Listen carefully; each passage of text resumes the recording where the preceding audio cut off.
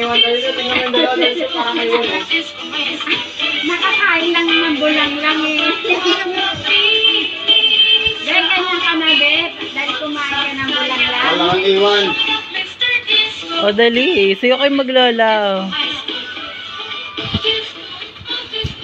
Takot ka doon dali-dali. Diyan na lang. Dali, sa'yo na. Oh. Let's go. Dali. Ay, mas lumayo ka.